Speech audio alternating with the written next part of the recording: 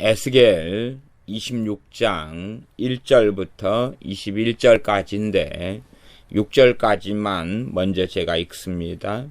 제 11년 어느 달 초 1일에 여호와의 말씀이 내게 임하여 가라사대 인자야 두로가 예루살렘을 쳐서 이르기를 아하 좋다 만민의 문이 깨어져서 내게로 돌아왔도다.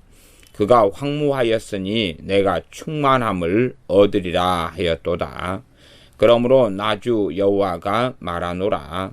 두로야 내가 너를 대적하여 바다가 그 파도로 흉용케 함같이 열국으로 와서 너를 치게 하리니 그들이 두로의 성벽을 회파하며 그 망대를 헐 것이요 나도 티끌을 그 위에서 쓸어버려서 맑은 반석이 되게 하며 바닷가운데 그물 치는 곳이 되게 하리니 내가 말하였음이니라. 나주 여호와의 말이니라. 그가 이방의 노략거리가 될 것이요 들에 있는 그의 딸들은 칼에 죽으리니 그들이 나를 여호와인 줄 알리라. 아멘. 두로에 하시는 심판의 말씀, 그리고 두로에 26장은 두로에 내리신 심판의 말씀이고 27장이 두로에 또한 이어지는 멸망의 말씀이고 그 두로가 얼마나 화려하고 장엄했고 아름다웠는지 말씀하면서 멸망에 대한 것, 그 다음 28장은 이제 두로 왕에게 하시는 말씀, 두로 왕이 얼마나 교만해서 나는 사람이 아니고 신이다 그렇게 해서 이 교만함에 대한 하나님의 심판의 말씀, 그리고 뒤쪽에 조금이 두로 위쪽에 있는 시도온의 하나님의 심판의 말씀, 그 다음에 한 두어 절이 이제 나중에 이스라엘의 회복에 대한 말씀이 나와서 두로에 대한 말씀이 26장, 7장, 8장까지 한 석 장에 걸쳐서 이어지고 애굽에 대한 것이 9, 10, 11, 12 넉 장에 걸쳐서 나와 있습니다. 두로는 우리가 아시다시피 팔레스틴에서 어디에 위치해 있냐 그러면 해변가에 위치해 있는데 저기 위쪽이 갈릴리 지방이거든요. 갈릴리 지방 그 위쪽에 바로 위쪽에가 있는 곳이 두로가 되고 그 위가 시돈이 되어집니다. 우리가 아시다시피 갈릴리 지방 안에 있는 마을들은 우리가 많이 들어보셨죠. 가나의 혼인잔치 했던 곳이나 주님의 고향 동네인 나사렛이나 또 디베라도 있고 가버나움, 고라심, 베세다 이 회개치 아니한 유명한 마을들이 갈릴리 호수의 위쪽에 위치해 있고요. 그 위쪽으로 가면 이제 가다라 지방도 있고 그래서 그 위에 가면 두로가 있습니다. 베니게라고 하지요. 그래서 베니게 지역에가 두로가 있는데 이때의 베니게 또 그 위에가 수리아가 있었죠. 이것은 우리 주님 당시에 주님이 땅에 오셨을 때의 이 팔레스틴에 대한 이야기였습니다. 그 관점이고요. 지금 현재 이제 두로 같은 경우는 육지같이 되었습니다. 과거의 두로, 이 성경에서 말씀하실 때의 두로는 육지가 아니고 섬입니다. 섬인데 언제 육지로 됐냐 그러면은 우리가 알렉산더 대왕, 그래서 헬라 제국을 건설했을 때 있지요. 그때 알렉산더 대왕이 뚝을 쌓아가지고 육지하고 이 두로하고 연결시켜가지고 육지화를 시켰습니다. 그래서 그 전에는 섬으로 존재해서 말하자면 해상 왕국 같은 것을 만들었던 것이 두로가 되어집니다. 무역을 통해서 어마어마한 영화를 가졌던 곳이 두로입니다. 두로에 대한 하나님의 말씀 26장 1절부터 제가 읽어 가겠습니다. 제11년 어느 달 초 1일에 11년이면은 포로로 바벨론 포로로 잡혀온 지 11년째 되니까 이걸 계산하면 BC 587년 이스라엘 예루살렘이 멸망하던 해가 될 것입니다. 어느 달 초 1일에 어느 달인지는 이야기하지 않는데 초 1일이다. 그래서 1일날 하나님께 말씀을 받은 거다라고 말씀합니다. 2절 인자야 두로가 예루살렘을 쳐서 이르기를 아하 좋다 아하 좋다.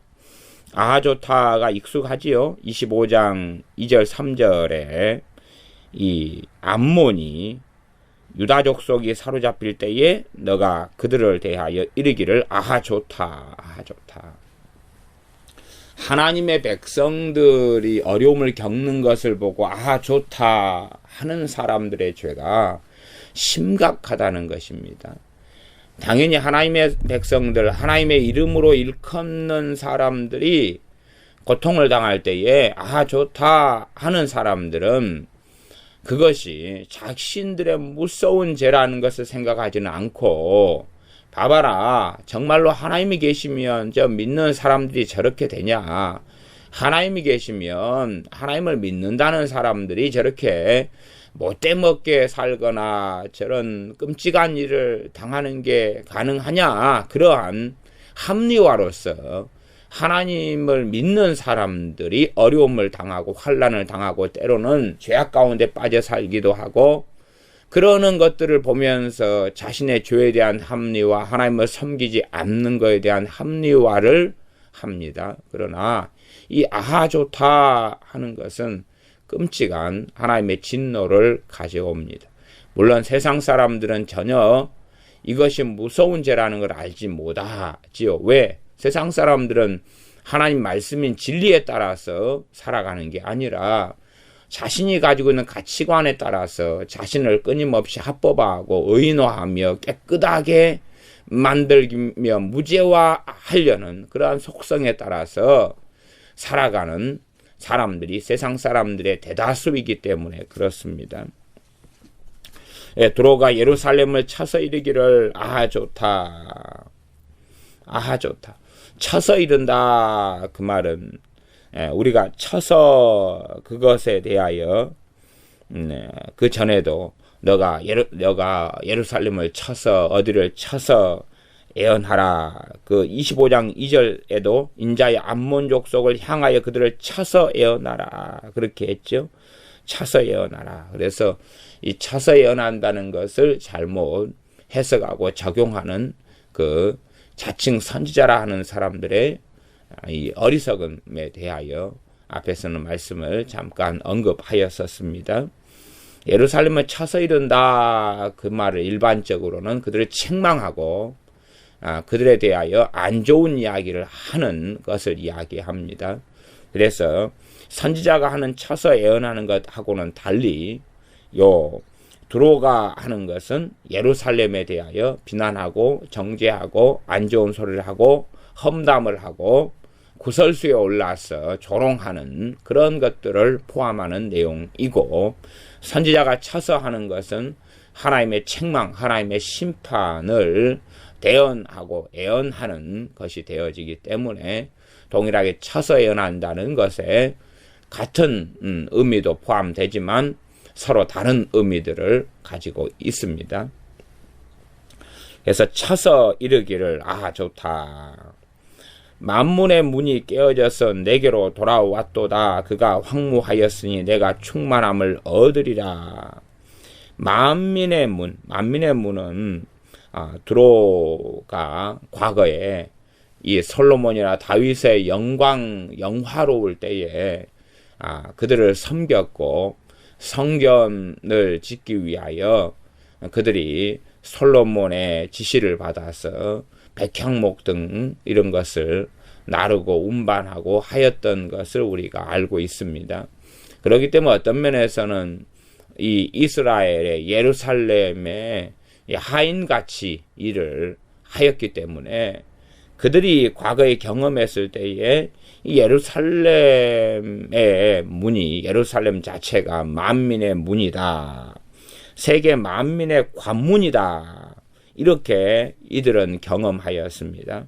그래서 세계 만민의 관문이라고 일컬어지는 예루살렘이라는 성읍, 예루살렘이라는 도성, 이렇게 이해하시면 되겠습니다. 그래서 예루살렘에 대하여 만민의 문이 깨어져서 내게로 돌아왔도다. 실상은 역사의 오랜 반복 속에서는 예루살렘에 대한 하나님의 뜻은 명백하게 실제로 이 만민의 문이다 하는 것입니다.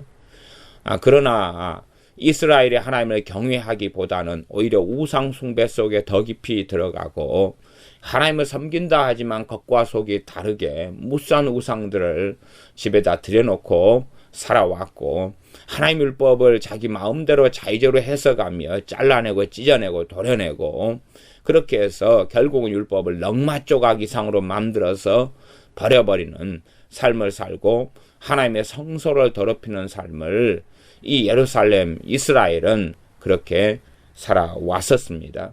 그렇기 때문에 어떤 때에는 만민의 문이 되어서 하나님께 보여졌고 하나님의 주시는 영광을 드러낼 때가 잠시 잠깐 있었으나 이스라엘의 전 역사 속에서는 그렇지 아니했습니다. 유감스럽게 지금 예루살렘 같은 경우도 특이성을 가지고 있지요.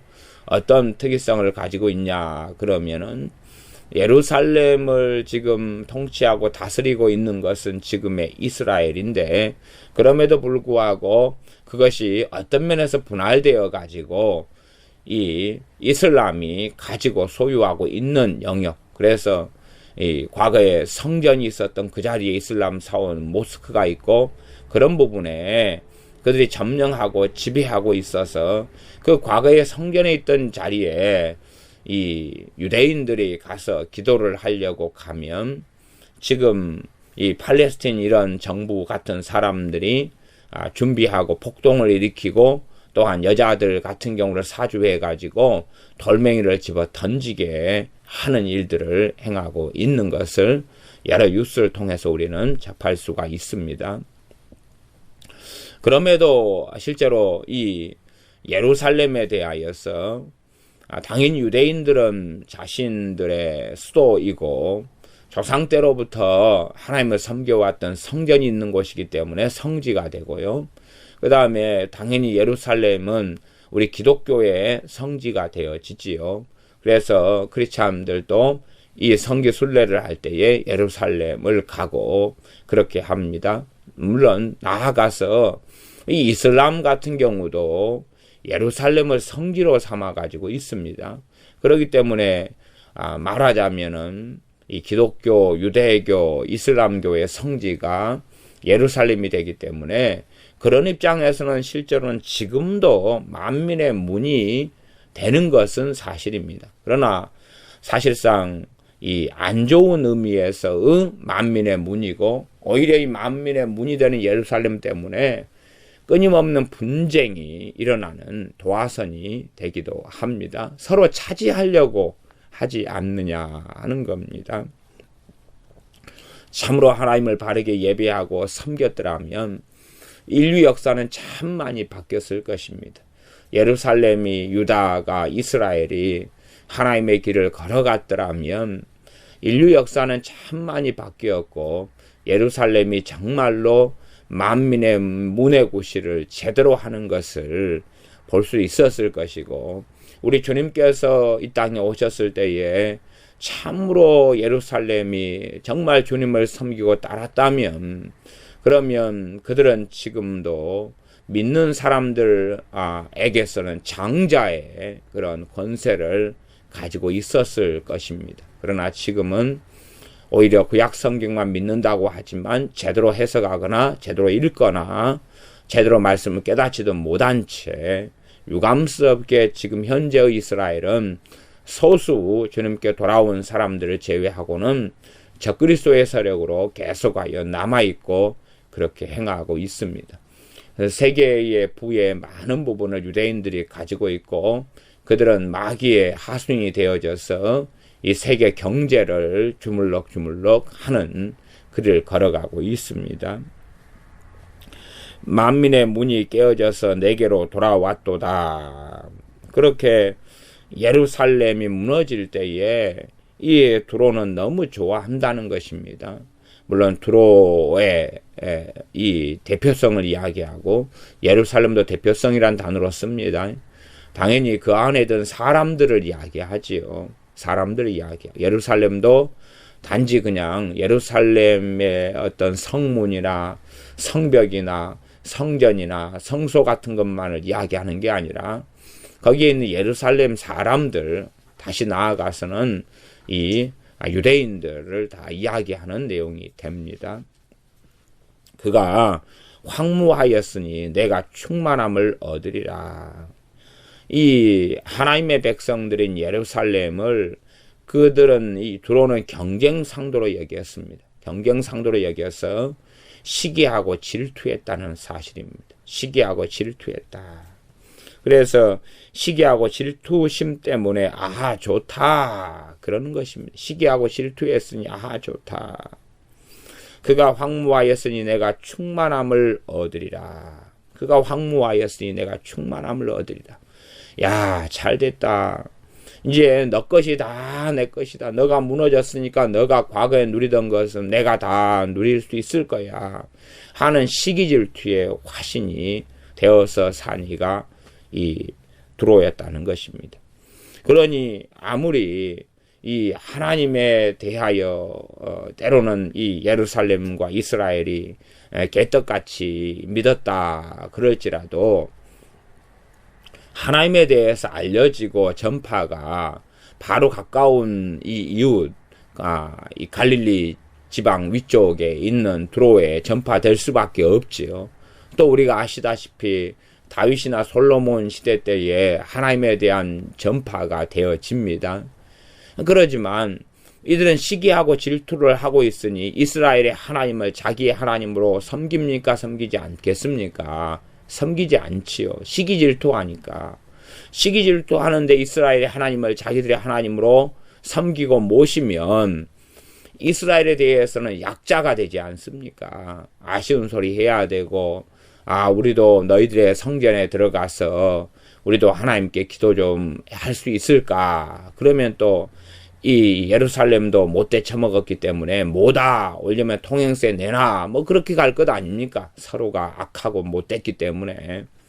그러나 어찌됐든지 간에 하나님의 이름으로 일컫는 백성들에 대하여 시기질투하고 그들의 것에 대하여 너가 무너졌으니 이제는 내 것이다. 그런 것이 참 끔찍한 참상을 가져오게 되는 것입니다. 3절 그러므로 나주 여호와가 말하노라 두로야 내가 너를 대적하여 그러므로 3절이 이렇게 나오니 하나님께서 이 두로의 죄에 대하여 심판하시는 근거로 2절을 삼고 있다는 것입니다. 아하 좋다. 아하 좋다.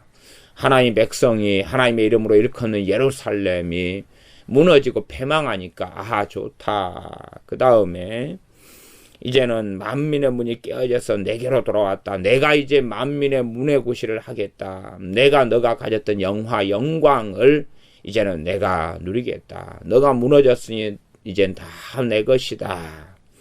그 이유 때문에 그러므로 나주 여호와가 말하노라 두로야 내가 너를 대적하여 하나님이 대적하시겠다.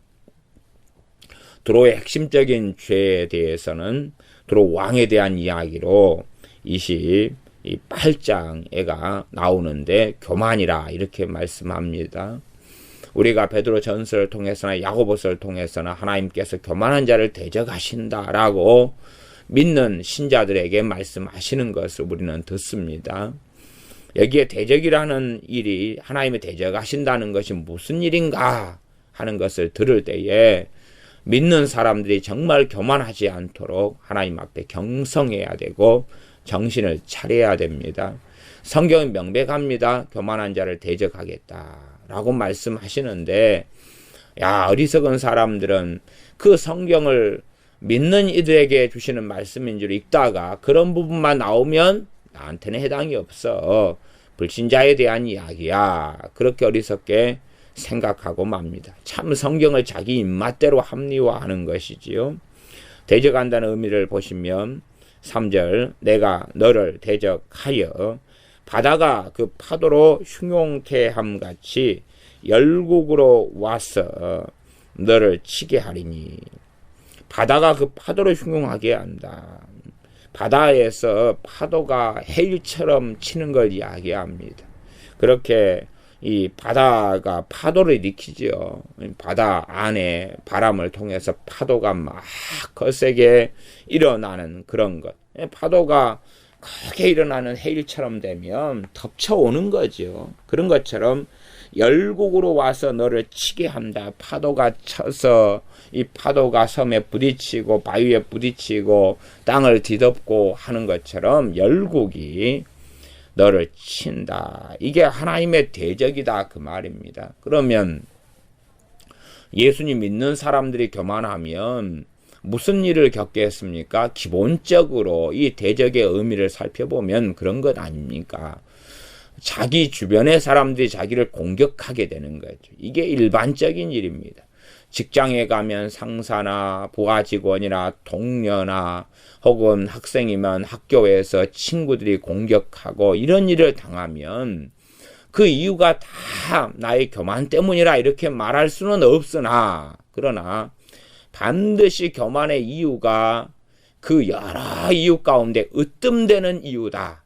그렇기 때문에 다른 사람들의 공격을 받을 때 더군다나 열국이 그러면은 열방이 그 말이니까 많은 민족들이죠. 다른 민족들이 다 너를 친다. 그러면 우리가 한 명이 아니라 2명, 3명, 4명 내 주변 사람들이 다 내게 고통을 준다면 우리는 반드시 우리 자신의 교만을 성찰하고 돌아보며 하나님 앞에 엎드리고 회개해야 함이 마땅하다. 이렇게 문제를 진단하고 처리해 나가는 지혜를 얻어야 됩니다. 그러나 어리석어져서 주변 사람들이 자기를 많이 공격할 때에 그들과 나와의 관계만 생각하여 저들은 나쁘고 나는 나쁘지 않은데 저들은 가해자고 나는 피해자인데 왜 저애들이 저래? 왜 저 사람들이 저래? 그러면서 비난, 정죄, 원망, 증오, 미움으로 걸어간다면은 전혀 문제는 해결되지 않은 채 더 악화되어 가게 될 것입니다. 이 드로를 열국이 와서 파도처럼 덮쳐 올 때에 드로는 깨달아야 되는 것입니다. 이것이 자신들의 죄로 인한 하나님의 심판이라는 것을요. 그러나 그 어떤 드로 사람들이 깨달을 수 있었겠습니까? 하나님께서 열국을 통하여 자신들을 치심에도 그것이 하나님의 심판이고 하나님의 손이라는 것을 드로의 대다수의 사람들은 깨닫거나 알지 못하였습니다. 마찬가지로 이 불신자들이 하나님의 손을 어떻게 깨닫고 알겠습니까? 영원한 심판 속에 들어갔을 때에야 겨우 깨닫게 되겠지요. 그러나 세상 사람은 잘 깨닫지 못한다 할지라도 하나님을 믿는 사람들은 우리 자신의 교만을 통해서 하나님이 치실 때에 대적하실 때에 반드시 깨닫는 사람들이 되어야 합니다. 4절입니다. 그들이 드로의 성벽을 회파하며 그 망대를 헐 것이요 나도 티끌을 그 위에 쓸어버려서 말간 반석이 되게 하며 티끌을 그 위에서 쓸었다. 티끌은 여기서는 이 성벽이 회파되며 망대가 헐어버리니까 그것의 잔해들이 되겠죠. 그런 것까지라도 다 쓸어버리겠다. 그래서 말간 반석은 앙상한 바위돌만 남게 하겠다. 그런 말씀입니다. 다 쓸어버리니까 앙상한 바위만 남는 거죠. 이 섬이라는 곳, 이런 곳에서 다 성벽을 짓고 건축하고 섬에 대한 해상 왕국을 만들었는데 일반 육지하고 좀 더 다르게 이것이 다 무너지고 나면은 흙 같은 것이 있어야지 섬에서도 작업자족하고 농사를 짓고 기본적인 생활을 영위하지요. 근데 이런 것들을 다 바람을 통해서 다 쓸어버리고 나면 돌들밖에 남지 않고 다시금 거기에 도시를 건설하고 해상왕국을 건설하려고 해도 어디에서 이제 흙을 퍼오고 날라야 되지요. 그러니 티끌이 잔해도 되고 흙도 되고 이렇게 이해할 수가 있겠습니다. 5절 바닷 가운데 그물 치는 곳이 되게 하리니, 여기 그물 치는 곳이다 그 말은 지금 이곳은 섬이에요. 과거에 들어오는 섬이었습니다. 그러면 섬에서 그물 치는 곳이다 그 말은 섬 위에서 뭐 그물을 쳐가지고 고기를 잡는다 이런 의미가 아니고요. 그물을 펼쳐놓고 우리가 저희 동네에 이제 어부들이 많이 사는 곳이고 이러니까 우리는 그런 것을 많이 봅니다. 그 광야 황량한 곳 이런 곳에 가면 이 배에서 선원들이 그 그물을 굉장히 큰 그물을 차로 실어 날라와서 그 황량한 이런 들판 같은데 그물을 굉장히 길게 펼칩니다. 펼친 다음에 이제 그물을 기웁니다. 그물을 펼쳐놓고 그물이 어디가 구멍이 뚫어졌는가 찾아내서 이제 어부들이 다 앉아가지고 때로 맨날 며칠 동안에 그물을 수선을 합니다. 그런 것을 이야기합니다. 그물을 치는 곳이란 말은 그물을 펼쳐가지고 그물을 수선하는 그런 장소가 되는 거예요. 쓸모없는 땅, 황량한 땅이 되어져서 그물을 펼쳐놔가지고 그물을 말리기도 하고 고치기도 하고 수선하기도 하고, 과거에 이때의 그물 같은 경우는 주로 식물을 얽혀가지고 하고 그런 것이 됐으니까 물속에다 오래 담가 놓거나 그러면 뭐 풀어 헤쳐지고 이런 것도 있었다 이런 이야기 합니다. 요즘에야 그물은 이러한 이 석유에서 추출한 이런 걸로 해가지고 우리가 아시다시피 이렇게 줄로 만들기 때문에 튼튼하고 물에 오래 담가 놓는 거하고 별로 상관이 없는 일이 많습니다만은, 그래도 때로는 이 그물을 말려줘야 되고 수선을 또 해줘야 됩니다. 그래서 쓸모없는 것이 되니까 배가 지나가다가 이제 거기에 들려서 항구에 들려서 내려놔가지고 펼쳐놓고 그물을 말리고 그물을 다시 기우고 수선하고 이런 장소로 사용하게 된다는 것입니다. 과거의 영광이 다 무너지고 사라졌다는 이야기입니다. 내가 말하였음이니라, 나주 여호와의 말이니라. 하나님께서 이렇게 바닷 가운데 그물 치는 곳이 되게 하겠다, 이렇게 하나님이 선언했다는 것입니다. 그러니 반드시 이룰 수밖에 없다라고 말씀하시고, 또한 성벽이 회파되며 망대를 헐어버리겠다. 그 열국을 통해서 그렇게 하겠다. 그리고 하나님께서도 티끌을 그 위에 다 쓸어버려가지고 말간반석, 그냥 앙상한 그냥 깨끗한 돌만 남게 하도록 하나님 그렇게 만드시겠다 하는 것입니다. 5절 마지막, 그가 이방의 노략거리가 될 것이요. 이방 이 열국들이 와가지고 두로를 침략하고 공격해서 거기에 두로의 재산 또한 그들이 무역을 통해서 벌어놨고 얻어놨던 것, 이런 것들 다 노략하겠다는 겁니다. 그 노략거리로 하나님이 만드시겠다. 들에 있는 그의 딸들은 칼에 죽으리니 그들이 나를 여호와인 줄 알리라. 결국은 하나님의 심판을 받아 멸망하는 것이지요. 그리고 그 심판을 받아 그 죄로 인하여 멸망한 다음에는 영원한 음부, 영원한 지옥의 고통 속에서 하나님을 알 수밖에 없다는 것입니다. 그러나 하나님을 섬기거나 하나님을 경외할 기회는 다 끝나고 없어진 것입니다. 7절입니다. 나 주 여호와가 말하노라, 내가 여러왕의 왕 곧 바벨론 왕 느부갓네살로 북방에서 말과 병거와 기병과 군대와 백성의 큰 무리를 거느리고 와서 두로를 치게 할 때에, 바벨론 왕 느부갓네살은 열왕의 왕입니다. 그리고 열왕의 왕이라는 것은 제국을 세웠을 뿐만 아니라, 제국의 통치자일 뿐만 아니라 이 제국 안에는 많은 나라들의 속국 형태로 같이 존재하지 않습니까? 그래서 거기에 이제 제국을 만들게 되면 각 지역마다 이 분봉왕 같은 거나 총독이나 이런 것들을 파송하고 또한 많은 나라를 속국으로 이끕니다. 그러니 바벨론 왕이 전쟁을 하러 나갈 때 되면 이런 이들도 함께 이 열국들도 동참할 수밖에 없는 거죠. 그러면은 바벨론 왕이 자 너희들은 저 두로를 공격해라. 공격해도 해서 마음껏 취해라. 이런 명령을 하게 된다면 그렇게 열국들이 공격해서 취하게 되지요. 그러니 앞에는 왜 열국이다 그래놓고 뒤에는 또 느부갓네살 바벨론 왕이다 그러느냐 그렇게 생각하면 안 됩니다. 과거에 우리가 그 중국의 속국으로 참 오랫동안 있었지 않습니까? 그때의 중국이 뭐 명나라라든지 이렇게 수나라라든지 이런 또 그때 침략하고 그래서 우리를 속국으로 삼으려고 했을 때하고 우리가 속국으로 있었을 때가 틀리지요. 우리가 명나라의 속국으로 있었을 때다 그러면은 명나라가 전쟁을 할 때 되면 우리나라에게 뭐라고 합니까? 자, 군대를 보내. 그렇게 해서 하지 않습니까? 마찬가지로 일본이 세계 2차 대전 가운데서 우리나라 속국으로 삼았기 때문에 우리나라 사람들 젊은 장정들을 끌고 가서 군인으로 삼아가지고 전쟁을 했지 않습니까? 그건 당연한 것입니다. 요즘 역사 왜곡을 시키는 참 정신 나간 사람들은 심심하면 친일파니 뭐니 말장난을 하기를 좋아합니다.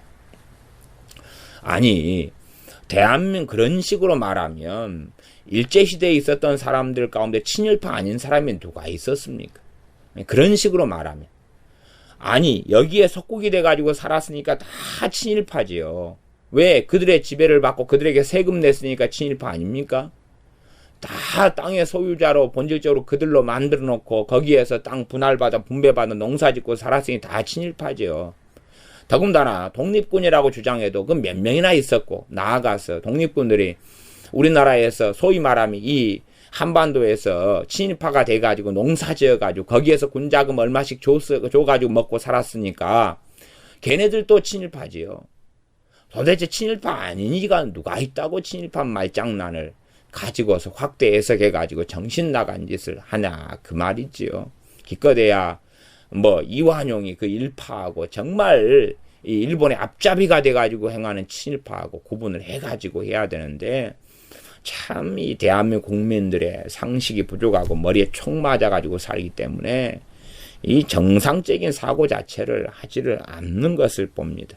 사실이 뭔지 그냥 눈만 뜨면 알 수 있는 것을 역사 왜곡을 심각하게 해가지고 북한에 동조하고 북한을 찬양하고 자기들의 자식들이 무슨 역사책으로 공부하는지 교과서도 확인을 안 합니다.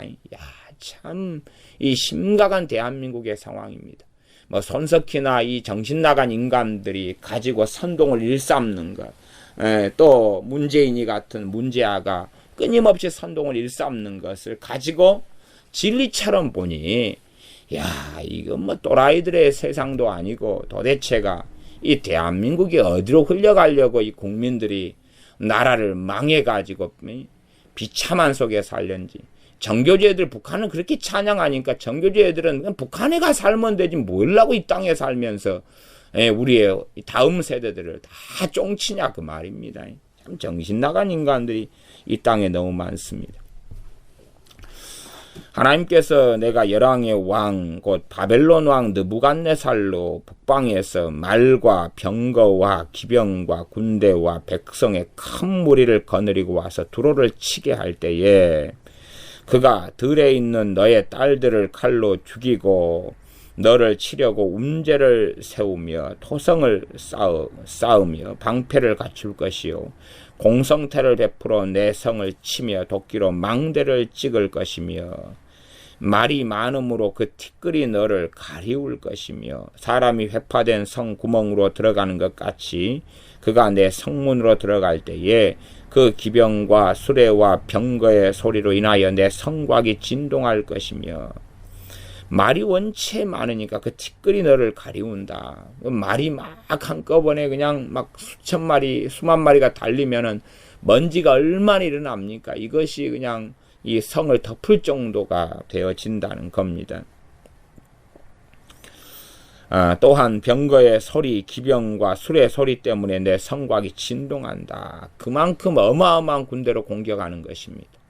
그러면 왜 두로는 일찍 바벨론에 항복하지 않았겠느냐는 것입니다. 왜 그러겠습니까? 교만했기 때문에 그러지요. 이렇게 교만하고 부가 넘쳐나는데 바벨론에 항복하겠어요? 안 하지요. 네가 뭔데? 그러는 것입니다. 지금 현재 대세는 무슨 대세냐 그러면 하나님께서 일으키신 나라, 심판의 통로와 도구로 쓰신 나라가 바벨론이고 하나님께서 일으키신 나라라고 보아야 됩니다. 하나님께서 일으키신 나라에는 항복해야지요. 항복해야 돼. 과거에 바벨론에 항복해라 선지자들이 이야기했을 때 이들은 유대인들은 끊임없이 안 했어요. 왜? 교만했기 때문에. 자신들은 하나님을 배역하고 폐역하고 반역했음에도 불구하고 하나님은 우리 편이다는 거예요. 지금 이제 하나님이 바벨론을 세운 거예요. 바벨론과 전쟁에서 이길 수 있을 것이다 는 것은 유대인들은 하나님은 우리 자리에 우리와 함께 있다는 거예요. 아니, 바벨론과 함께 있거든요. 물론 바벨론이 하나님을 섬겨 경외하는 나라하고는 아무 상관없는 나라지만 그러나 하나님은 유감스럽게 바벨론과 함께 하셔서 이 하나님의 백성 이스라엘을 심판하셨어요.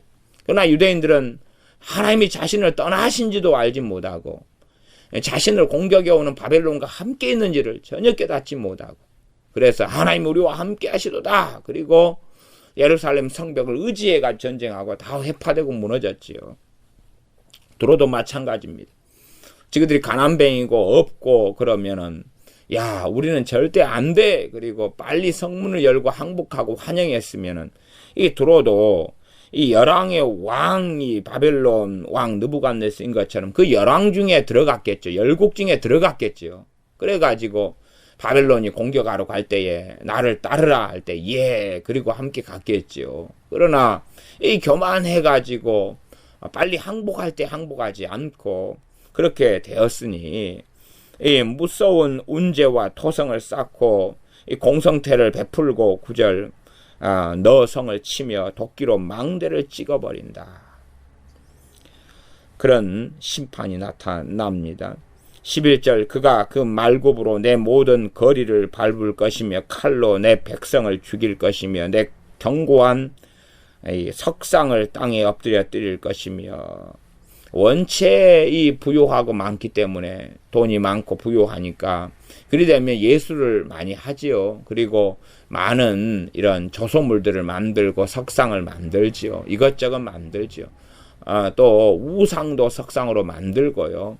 또한 자기의 하수인도 석상으로 만들죠. 소위 말하면은 여기저기 짐승에 대한 석상도 만들어 놔가지고 너 짐승은 여기 마을을 지키라. 또 여기 성문에 수호하는 동물이 되라. 그러면서 여기저기 석상을 만들고 무덤을 꾸며서 거기에 석상을 만들고 하지요. 우리가 이집트 같은 데도 스핑크스부터 시작해서 큰 석상들을 만드는 것을 봅니다. 돈이 많으니까 하는 일들이죠. 그런 것들을 어마어마하게 만드는 건 굉장히 공력이 들어도 무너뜨리는 건 쉽지 않습니까? 그래서 이 견고한 석상들을 땅에 잡아뜨리고 엎드려뜨리고 다 무너뜨려 버린다는 것입니다. 12절 내 재물을 빼앗을 것이며 내 무역한 것을 노략할 것이며 열심히 이 해상 왕국이 두로인데 세워가지고 무역을 많이 하고 그렇게 부유함을 얻었는데 결국은 다 남 좋은 일을 시키고 맙니다. 다 노략당하고 내 성을 헐 것이며 헐어버려야지 다시는 이 교만해가지고 우리가 잘난 채 하지 못하도록 성을 헐어버리고 내 기뻐하는 집을 무너뜨릴 것이며 또 내 돌들과 내 제목과 내 흙을 다 물가운데 던질 것이라. 이 바다지요. 이 바다에다가 돌들을 집어 던져버리는 것이. 다시는 이 바닷속에서 돌을 어떻게 끄집어냅니까? 저 깊은 바닷속에. 우리가 요즘 세계, 과학이 발달한 세계에도 배가 어지간히 침몰해버리면 인양을 못합니다. 해일이 얼마나 이 바다의 조류가 심하고 바다가 깊고 그러니까 지금 시대에 발달한 시대도 배 하나 제대로 인양하기 어렵습니다. 그런데 이 돌들을 바다에 던져버려요. 그 다음에 내 제목이 뭡니까? 제목이 큰 굵은 기둥이 되는 이런 백향목 같은 큰 나무들이죠. 기둥들이죠. 그냥 기둥들 잡아뜨려만 놓으면 그리고 이제 이 바벨론 군대가 떠나가면 다시금 사람이 살아있으면 짖기 시작할 수 있잖아요. 그러나 이것을 물에 던져버리는 거예요. 던져버리면 물에 떠밀려서 가버리지 않습니까? 그렇게 물속에 다 집어넣어버려요. 그 다음 내 흙을 다 물가운데 던질 것이라. 흙이 있으니까 자급자족도 하고 텃밭도 만들고 농사도 짓고 막 하지요. 그러니까 심지어요, 어마어마한 군대니까요, 이 참 느부갓네살 왕이 무서운 점입니다. 흙을 다 물속에 던져버리는 거, 흙을. 그러니까 결국은 조금밖에 안 남았죠, 흙이. 그것도 하나님께서는 이 흙을 바람을 불어가지고 다 또 날려버리시는 거예요. 갖고 돌밖에 안 남게, 말간 반석 돌밖에 안 남게 하겠다는 거예요. 흙도 다 퍼가지고 땅속에 바다에다 넣어버리는 거예요. 그러니까 이제 정말로 이 도시를 다시금 세울 수 없는 그런 곳이 되고 맙니다.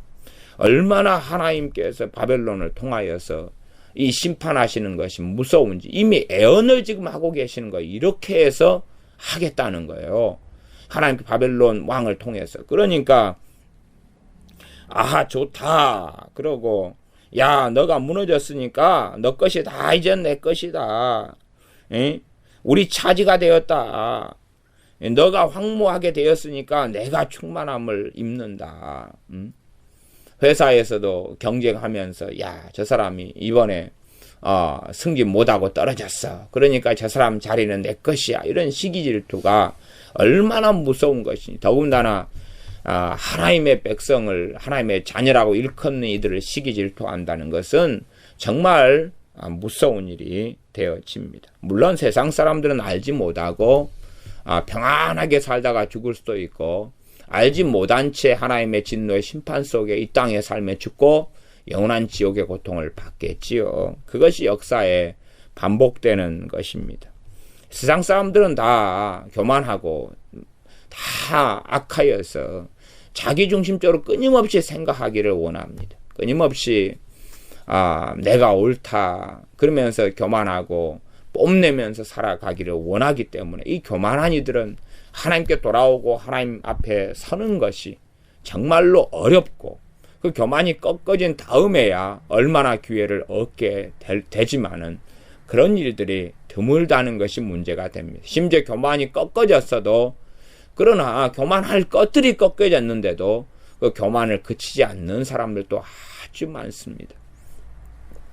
우리가 느부갓네살 왕을 하나님이 다루신 것을 보지요. 특별한 섭리와 특별한 은혜입니다. 느부갓네살 왕이 7년 동안 짐승이 되어가지고 들에 있어서 그 교만함이 꺾여졌지요. 그래서 하나님을 찬양하고 하나님께 엎드리는 것을 우리가 압니다. 그러나 그 정도가 되는 것도 그 정도 되어도 다시금 교만이 되기는 쉽다는 것입니다. 우리가 이스라엘 왕들 가운데 하나님을 잘 섬겼다가 나중에 교만케 되어지는 그런 왕들도 우리가 발견하지 않습니까? 그런 것처럼 참 교만이 꺾여도 그 잠깐 동안의 꺾임에 불구하고 다시 회복되고 다시 숨 쉴만하고 먹을만하고 살만하면 다시 수면 아래 감춰두었던 교만이 불같이 일어나는 그런 교만한 사람들, 끊임없이 반복되는 교만을 우리가 보기도 합니다. 우리 자신들도 항상 교만을 주의하고 조심해야 될 것입니다. 교만은 언제나 믿는 사람들 덮쳐와서 무너지는 줄 모르게 무너지게 하는 무서운 대적이 되어집니다. 하나님을 내 원수가 되게 만드는 심각한 죄가 교만이 되어집니다. 이 시기와 질투가 두로의 핵심이었다 그랬죠. 그러나 이제 28장으로 가면 교만을 집중적으로 다룹니다. 그러니까 시기하고 질투는 무엇과 함께 가는 걸 압니까? 교만과 함께 가는 걸 알 수 있습니다. 시기 질투하면 어떤 식으로 생각하겠습니까? 너는 틀렸고 나는 옳다. 상대방의 말이나 상대방의 주장을 항상 회방하고 항상 공격하고 상대방을 항상 멸시하죠. 시기 질투가 있으니까 상대방의 약점을 물어뜯기를 원하고 네 말은 틀렸어. 내 말은 옳아. 그러면서 자기의 사람들을 선동시키고 그렇게 하면서 끊임없이 공격하겠지요. 무서운 게 시기 질투는 눈을 가리워버리고 그로 하여금 얼마 지나지 않아서 심각한 교만의 사람으로 만들어 가는 것입니다. 13절 내가 너 노래 소리로 그치게 하며 내 수금 소리로 다시 들리지 않게 하고 많은 부요, 많은 재산, 많은 성공이 있었으니까 이 얼마나 잔치를 많이 하고 파티를 많이 하고 시장은 잘 되고 우리 같이 축제 날을 많이 만들어 축제하고 그러지 않습니까? 그러니 뭐 돌이 되면 잔치하고 왜 먹고 살만 하기 때문에 잔치를 하지 먹고 살만 하지 못하면 잔치도 못하지요. 1년에 몇 번 하지도 못하고 해도 별 볼 일 없고요. 그러나 충분한 먹을 것, 입을 것, 마실 것이 있고 풍족함이 있으니까 때마다 잔치거리를 찾아서 잔치를 합니다. 이때 수금 소리, 하프를 켜고 노래하고 이런 것을 다 이제는 없애버리겠다. 14절 다시 반복하십니다. 너로 맑은 반석이 되게 한즉 너가 금을 말리는 곳이 되고 다시는 건축되지 못하리니. 맑은 반석, 앙상한 바위돌만 남게 하겠다. 그물을 말리는 곳, 여기 그물 말리는 곳이라고 정확히 나오네요. 14절에는. 그 앞에서는 그물 치는 곳 이렇게 5절이 나왔는데 이게 그물 말리는 곳이다 그 말입니다. 그물을 친다 그 말은 이 밖에다가 물에다가 치는 게 이야기한 게 아니라 땅 위에다가 그물을 이렇게 쭉 널어놔 가지고 그물을 말리고 수선하고 이런 걸 이야기합니다. 다시는 건축되지 못하리니 나 여호와가 말하였음이니라. 나 주 여호와의 말이니라. 하나님께서 이렇게 선언하셨다 그 말입니다. 이스라엘 같은 경우는 하나님께서 이렇게 선언하신 다음에 다시 유보하시고 다시 말씀을 하나님의 본질적인 뜻은 변하지 않으셨으나 그 말씀을 철회하시는 경우들도 있으셨습니다. 유보하면서 철회하시는 거예요. 그러나 결국은 이스라엘에 대한 하나님의 엄정한 심판은 다시금 참다가 나타날 수밖에 없었습니다. 그들이 회개하고 돌아서지 아니했기 때문입니다. 15절입니다. 나 여호와 주 여호와께서 도로를 대하여 말씀하시되 너의 엎드려지는 소리에 모든 섬이 진동하지 아니하겠느냐. 곧 너희 중에 상한 자가 부르짖으며 살육을 당할 때라. 모든 섬이 진동한다. 지금 해상 왕국 가운데 중심이 이 드로입니다. 그렇기 때문에 자잘한 이런 해상 왕국들이 있을 거 아니에요. 무역을 하는 섬들이 있고 그런데 작은 섬들이 있는데 이 큰 섬 중심이 되는 또 육지와 가깝지요. 그러는 이 드로가 육지와 가깝기 때문에 어마어마하게 융성할 수 있는 거죠. 그래서 알렉산더는 이러한 이 육지하고 아주 가까운 섬인 드로에 대하여서 육지화를 만들어버린 거죠. 거기에다가 뚝을 쌓아가지고 육지하고 연결시켜버린 거죠. 어마어마한 대공사를 한 거죠. 요즘식으로 한다면은 뭐라고 할까요? 땅을 갖다가 메워버리는 그런 것하고 비슷하다. 이렇게 보시면 되겠습니다. 요즘에는 참 이렇게 많은 많은 이 과학적 기구들이 발달해 가지고 그렇게 해서 육지하고 섬하고 좀 가까운 경우는 그 사이를 전부 다 메워버리죠. 간척 같은 걸 해버립니다. 저희도 여기 동양에서 가장 큰 중화학공업 단지가 저희 여수에가 있기 때문에 거기에가 공단이 어마어마하게 큰데 이 공단에 종사하는 사람만 2만 명 정도 종사하고 일을 합니다. 그러니까 그 공단을 점점 확장하려고 이 바다를 계속 메워가고 있습니다. 어느 지역은 바다의 물을 계속 막아놓고 뚝을 쌓아서 막은 다음에 바닷물을 계속 퍼내면서 땅을 이렇게 바꾸고 있는 그런 곳들도 있습니다. 모든 섬이 진동하지 아니하겠느냐. 이런 강대하고 큰 이런 요새로 만들어 놓고 아주 부유한 나라로 만들어서 우리도 언제 저렇게 되었으면 좋겠다라고 이렇게 보고 있는 이러한 섬들이 그 섬들도 부들부들 떨 수밖에 없고 진동될 수밖에 없습니다. 곧 너희 중에 상한 자가 부르짖으며 살육을 당할 때라. 다리가 잘리고 내장이 쏟아져 나오고 팔이 잘리고 칼에 맞아서 그럴 때 부르짖지 않습니까? 너무나 고통스러워서 부르짖고 고통스러워서 울부짖고 그 다음에 살육을 당할 때 소리 지르면서 죽어나가지요. 16절 그때에 바다의 모든 왕이 그 보좌에서 내려 조복을 벗으며 수놓은 옷을 버리고 떨림을 입듯 하고 땅에 앉아서 너로 인하여 무시로 떨며 놀랄 것이며. 바다의 모든 왕은 이때가 두로가 해상왕국이다 그랬지요. 그리고 당시에는 참 작은 도시국가들이 많았습니다. 도시국가들.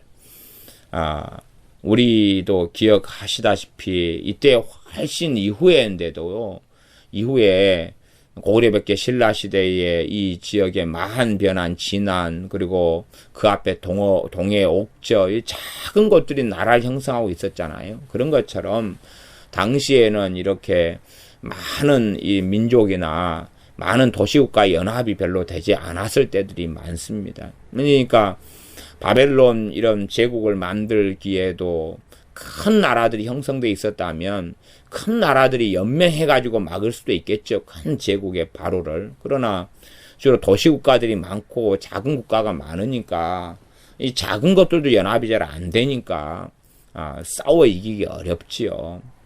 그래서 이 바다의 모든 왕이다 그 말은 작은 섬들이 하나의 도시국가 형태로 많이 돼 있다 그 말이죠. 거기에 왕들을 이야기합니다. 그래서 우리가 아브라함 때에도 소돔 왕부터 시작해가지고 많은 왕들하고 저쪽 왕들하고 전쟁하고 싸우지요. 이쪽 왕 숫자, 저쪽 왕 숫자 막 많이 모여가지고 그렇게 하는 것처럼 이 작은 곳들이 다 왕입니다. 지금으로 한다면은 기껏해야 시장도 안 되고 군수 동장도 안 되고 아마 동장 정도 되면 이제 왕이 될 것 같아요. 옛날 사람 규모로 한다면은. 그래서 바다의 모든 왕이 그 보좌에서 내려와서 조복을 벗는다. 수놓은 옷을 버리고 떨림을 입듯 하고 땅에 앉아서 너로 인하여 무시로 떨며 놀란다. 야, 우리보다 저렇게 강성하고 강력한데도 완전히 황폐화되고 다 죽임을 당하고 그랬는데 우리라고 어떻게 살 수 있을 것이냐. 17절 그들이 너를 인하여 애가를 불러 이르기를 항해자여 거한 유명한 성이여.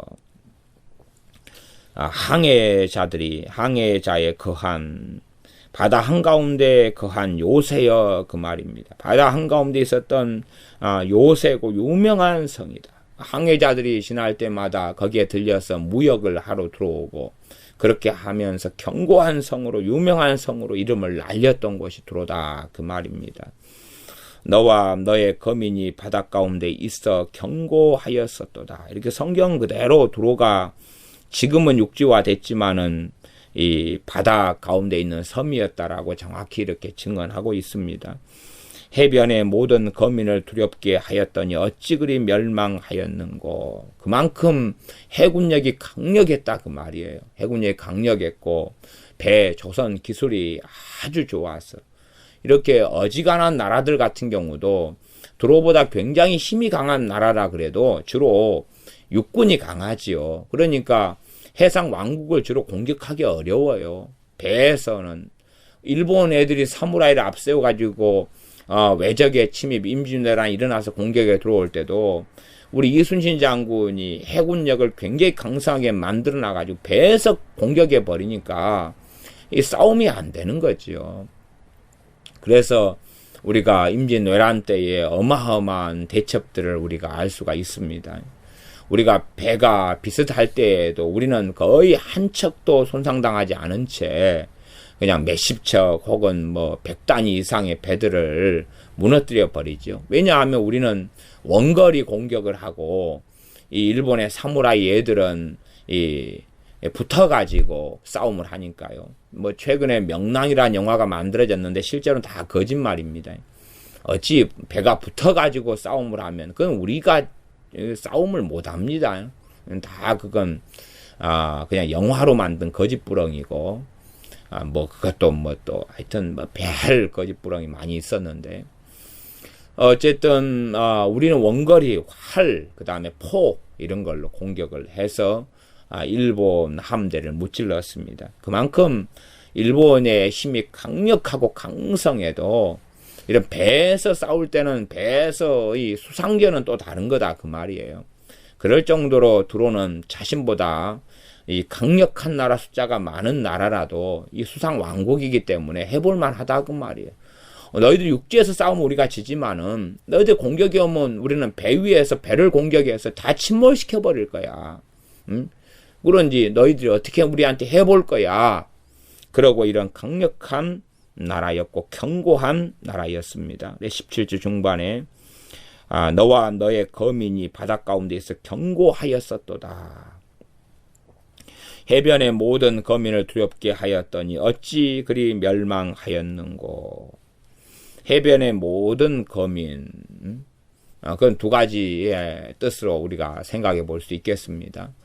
이러한 다른 섬나라들, 섬으로 해서 왕국을 건설한 이런 작은 곳들을 얼마든지 이런 공격해서 무너뜨릴 수 있는 해군력을 가지고 있으니까 두려워하고요. 두 번째는 이들이 얼마든지 과거에 이런 해군력을 가지고 있는 데는 또한 외적같이 이렇게 해변에 있는 곳들을 침략하고 공격할 수가 있죠. 우리 해변에 사는 사람들은 언제 이 드로우의 해군이 침략해 공격이 올지 모르니까 무서워 떨 수밖에 없는 거지요.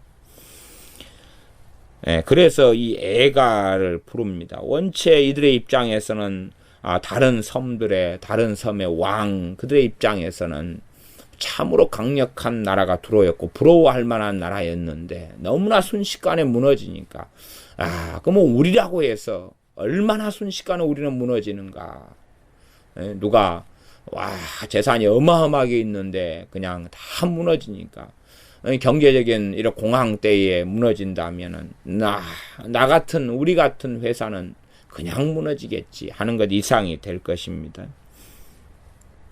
18절 너의 무너지는 그날에 섬들이 진동할 것이며 바닷 가운데 섬들이 내 결국을 보고 놀라리로다 하리라. 이 섬들이라는 것은 섬의 왕들이고 섬에 사는 사람들을 이야기합니다. 그래서 대표적으로 쓰인 말이 됩니다. 19절 나 주 여호와가 말하노라. 내가 너로 거민이 없는 성과 같이 황무한 성이 되게 하고 깊은 바다로 내 위에 오르게 하며 큰 물로 너를 덮게 할 때에 내가 너로 구덩이에 내려가는 자와 함께 내려가서 구덩이에 내려가는 자, 구덩이가 어디겠습니까? 음부고 지옥이죠. 어떤 경우에는 죽음의 세계 이렇게도 현대 어성경 같은 경우는 번역하기도 합니다. 그래서 성경에서는 이 죽은 다음에 가는 사후 세계에 대하여 천국이 아닌 하는 이 구덩이 같은 음부 같은 이런 걸로 표현을 합니다. 그런 부분에 속성이 있는 모양이에요.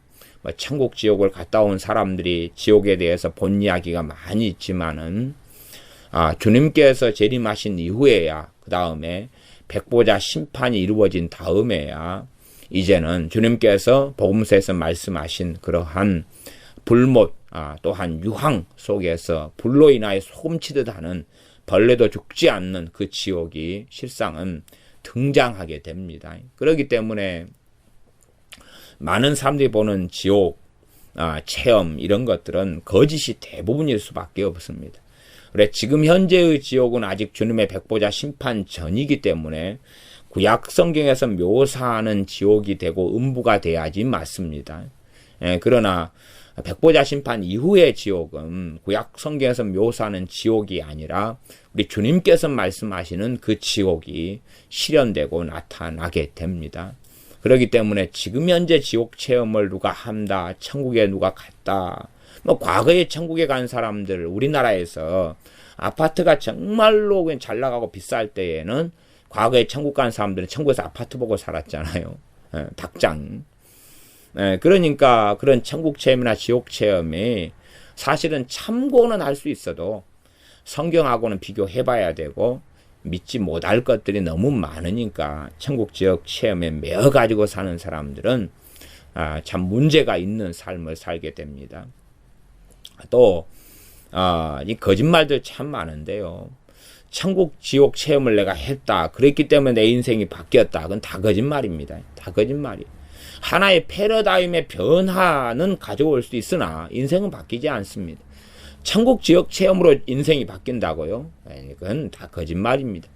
삶과 인생이 바뀌는 것은 하나님 말씀만으로 바뀝니다. 하나님 말씀만으로 바뀌는 거지 삶과 인생이 바뀌는 것처럼 보일 뿐이지요. 자기 당착이나 착각에 불과할 뿐입니다. 그런 식으로 말하면 신약시대에 주님 만난 유대인들은 다 바뀌었겠네요. 또한 하나님을 체험한 신의 산에서 하나님을 체험하고 만난 그러한 이 이스라엘 백성은 다 변하고 바뀌었겠네요. 안 그렇잖아요. 말도 안 되는 환타지. 내가 천국 지옥을 체험했기 때문에 내 인생이 다 바뀌었다. 다 거짓말입니다. 무슨 말도 안 되는 거짓말입니까? 그러한 황당한 거짓말을 일삼는 궤변을 일삼는 부류가 많습니다. 왜? 자신을 거룩화 만들어야 되기 때문에. 나는 어떤 신기한 체험을 했다. 그 체험 이후로 나는 바뀌었다. 말도 안 되는 거짓말이에요. 대부흥이 나타났을 때 몇 년이 안 돼서 대부흥의 열기는 다 식어버리고 그때 회개했고 하나님께 섰던 사람들의 많은 숫자가 세상으로 돌아갔다는 것은 공부 좀 하는 사람이면 알 수가 있는 것입니다. 대부흥의 체험을 한 다음에 나는 영원히 바뀌어버렸다. 나는 영원한 변화를 가져왔다. 나는 다시는 실족지 않게 되었다. 뭐 다 거짓말입니다.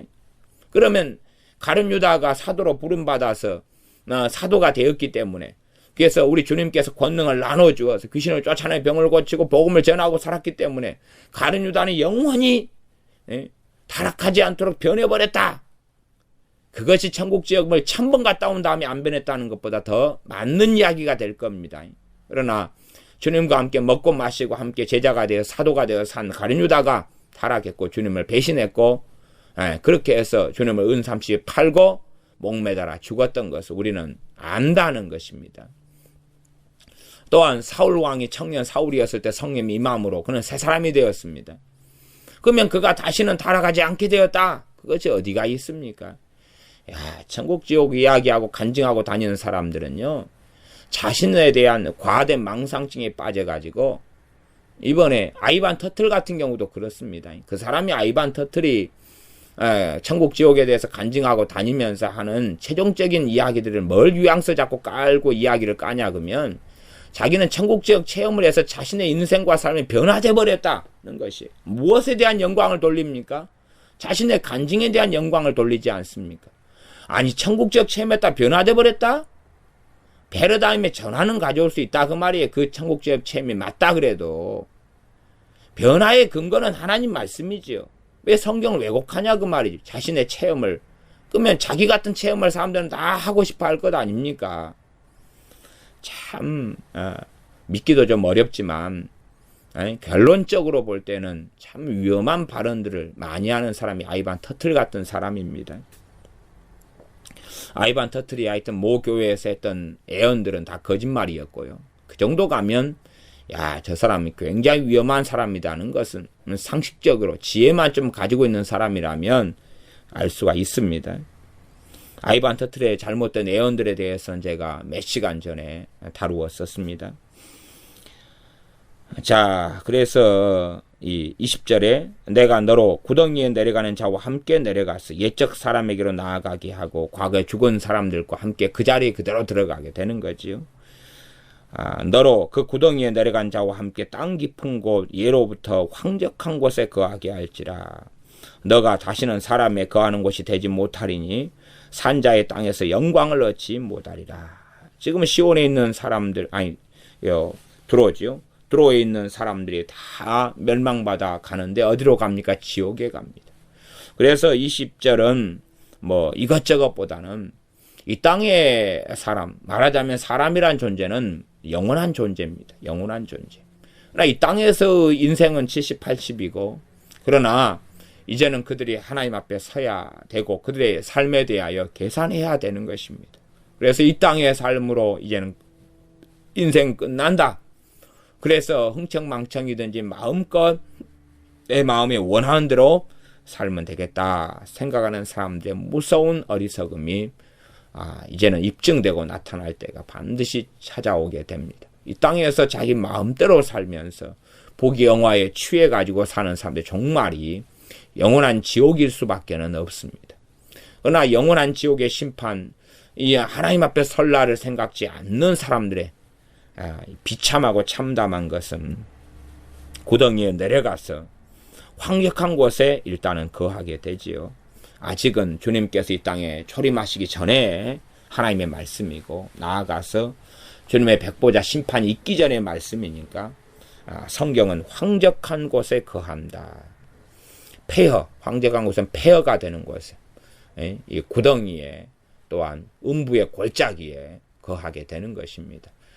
그래서 우리의 사람 육신은 죽어도 영혼은 그대로 있죠.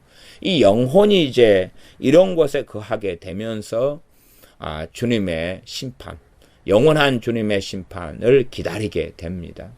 그래서 이때 죽음의 세계에 내려가 가지고 황적한 곳 폐허의 구덩이에 내려가서 거하게 된 사람들, 우리 주님께서 지옥에 대한 말씀과 또 하나는 주님께서 비유를 통해서 그곳에 가서 슬피 울며 이를 갈미 있으리라 등등의 여러 표현들을 통하여 지금 이곳의 실체를 좀 더 드러내 보여주셨습니다. 그래서 실제로는 지옥이다 그러면 주님의 백보자 심판 이후에 이루어지는 곳이 진실한 지옥이 됩니다. 그 다음에는 이제 지옥의 그 이전 단계라 이렇게 보셔야 되죠. 그래서 성경적으로는 음부라, 지금 여기서는 구덩이라 또는 지하라 이런 표현들을 성경은 사용합니다. 그렇기 때문에 완성된 지옥이 아니에요. 천국도 마찬가지입니다. 완성된 천국은 언제입니까? 요한계시록 마지막에 보면은 새하늘과 새 땅이 도래하고 예루살렘이 내려오고, 그리고 우리 사람이 영원 상태가 아니라 다 부활한 주님 같은 몸을 가지게 되지요. 에녹같이, 엘리야 선지자같이 몸을 다 가지고 이제 죽지 않는 몸을 가지고 살 곳이 천국이 되어지니, 지금 현재의 어떤 천국의 시스템도 주님의 백보자 심판 이후에 이루어질 천국하고는 사실은 공통점이 있지만 차이점은 훨씬 더 많다, 그렇게 말할 수밖에 없습니다. 그렇기 때문에 이 주님의 영원한 심판, 백보자 심판 전의 천국과 후의 천국이 사실상은 공통점이 있으나 다른 점은 더 많다는 것, 그걸 기억하고, 지옥도 마찬가지입니다. 그걸 기억하는 가운데 지금 천국과 지옥의 체험을 한 사람들의 경험을, 그런 게 관심을 좀 가지려면 염두에 두고 경험을 보시면 분별의 기본적인 것은 아실 수가 있을 것입니다. 이때가 587년이었습니다. 그러니까 그때 이후로 이 음부의 지옥에, 이 구덩이에 내려가서 이 황적한 곳에, 이 사막 같은 곳에, 폐허가 된 곳에, 이 비참한 곳에 이제 자기 조상들과 함께 거하고 지내고, 그때 이후로 이 소망도 없는 곳, 절망밖에 없는 곳, 말하자면 우울증을 앓는 사람들의 우울증의 고통은 당사자밖에는 제대로 이해하지 못합니다. 물론 또 다른 우울증을 심각하게 앓는 사람들도 자기의 고통을, 다른 우울증을 겪는 사람이 그 고통을 가지고 있다는 것을 알겠지요. 그러나 모든 사람의 고통은 개인적일 수밖에 없습니다. 자식이 아무리 고통을 당해도 그것을 부모가 동참을 할 수 있으나 그 고통을 같이 체험할 수는 없다는 것입니다. 어쨌든 간에 우울증을 앓는 사람들, 또 심각한 만성 우울증을 앓는 사람들의 고통은 말로 다 할 수 없이 비참하고 괴롭습니다. 그것보다 곱하기 100,000 이상을 지금 이 구덩이에서, 이 지옥에서, 이 죽음의 세계 음부에서 경험하고 산다고 보시면 되겠습니다. 이 땅의 삶이야 우울증을 앓더라도 소망이 있고, 또한 우울증에서 벗어날 가능성도 충분히 있습니다. 주님은 치유자이시기 때문에 얼마든지 우울증에서 고치시며 치료하실 수 있는 분이 주님이십니다. 그러나 이 인생이 다 끝난 다음에는 전혀 그럴 가능성도 기회도 없고, 거기에서 이들은 영원한 멸망만, 영원한 심판만 기다리면서 지금 이 두로스 사람들이 멸망받아 지옥에 떨어진 이후에 얼마나 기다렸습니까? 지금 2500년 이상의 세월을 이들은 2500년 이상의 세월을 이들은 기다리고 있습니다. 2600년이 되겠네요. 그러나 주님의 심판 이후로는 더 무서운 그 참극이 지옥의 형벌이 벌어지니 얼마나 끔찍하냐 그 말입니다. 그래서 이 땅을 우리가 살아있을 때에 우리의 인생이 우리가 뉴스 방송을 통해 많이 접하지만 어제까지 멀쩡하게 살아 숨쉬던 사람이 오늘은 죽은 사람이 되고 그 죽음을 말기 암 환자 이런 분들 얼마를 빼놓고는 예측하지 못하지 않습니까? 한순간에 그냥 젊은이도 죽고 사라지고 없어지는 세상입니다. 그러함에 이 땅을 살면서 우리가 근신하고 깨어나서 하나님 앞에서 어떻게 살아야 할 것인가를 고민하고 기도하고 겸비하게 거해야 함이 마땅합니다. 21절 내가 너를 패망케 하여 20절 마지막을 다시 보면 산자의 땅에서 영광을 얻지 못하리라. 산자의 땅에서 영광을 얻지 못하리라. 기본적으로 두로라는 이 국가에 대한 이야기고 한 걸음 나아가면 이 세상에서 많은 사람들은 윤회설을 믿지 않습니까? 윤회설을 믿으면서 내가 이 땅을 흥청망청하게 살아가도 또다시 태어날 거야. 그거죠. 또다시 인생은 반복될 거야. 그것이 세상 사람들이 믿고 있는 가치관 속의 하나입니다. 많은 사람이 은근히 믿고 있습니다. 내가 이렇게 대단히 살인범 악인이 내가 살지 않는 한은 다음 내세가 있을 거야. 무슨 내세입니까? 다시 태어나는 내세지요. 다시 내세에는 또 다시 태어날 거야. 그러면 그때 좀 또 살면 되지. 그렇게 해서 계속 반복되는 거지. 그렇게 착각하고 살아갑니다. 그래서 산자의 땅에서 영광을 얻지 못하리라. 다시는 살아있게 되지 못한다 그 말. 다시는 산자들과 함께 살지는 못한다는 이야기입니다. 한번 죽는 것은 정하신 일이요 그 외에는 심판이 따른다 하는 말씀처럼 다시는 살아있는 사람들 세계에서 있지 못한다는 이야기예요. 그러나 어리석은 사람들은 이렇게 살다가 또다시 살 거야 그렇게 착각합니다. 그러나 이렇게 하나님을 떠난 사람들, 하나님을 등진 사람들, 하나님께 돌아오지 않는 사람들, 조상들이 하나님을 떠난 이후에 끊임없이 패역하며 살아가는 사람들. 그러니 어떤 면에서는 이 타락했고 부패했던 예루살렘이지만 두로의 입장에서는 기회 중에 하나입니다. 왜? 그들이 율법을 가지고 있고 그들이 하나님의 말씀을 맡은 자들이기 때문에 그들과 우호하게 지내면서 그들 가운데 그래도 선지자가 있기 때문에 하나님 말씀을 듣고 들을 기회를 가졌다면 하나님 앞에 다시금 조상들이 하나님을 노아의 후손들인데 떠난 이후에 다시 돌아올 기회는 가질 수 있는 거죠. 그러나 가질 기회가 영원히 박탈해버리는 것은 그들의 시기와 질투 때문에 그렇습니다. 그들의 교만함 때문에 그렇습니다. 너희들이 뭔데? 너희들이 무너지고 나면 너희들의 것을 우리가 다 차지해버릴 거야 하는 시기 질투와 교만 때문에 이들은 기회를 얻지 못한 채 멸망당하였습니다. 21절 내가 너를 패망케 하여 하나님께서 직접 이 두로를 패망케 하신다는 것입니다. 다시 잊지 못하게 하리니 사람이 비록 너를 찾으나 와 전에 여기 해상왕국 있지 않았어? 전에 여기 화려하던 두로 나라 있지 않았어? 그 무역 배들이 정말 잘 만들어졌고 야 재작년에 그 두로에서 무역선 들어왔었는데 왜 지금은 안 들어와? 거기에서 두로에서 무역선을 통해서 비단이 이렇게 들어왔고 뭐가 들어왔고 했는데 지금 올 때 되지 않았어? 이맘때 들어왔는데 근데 어디 갔다요?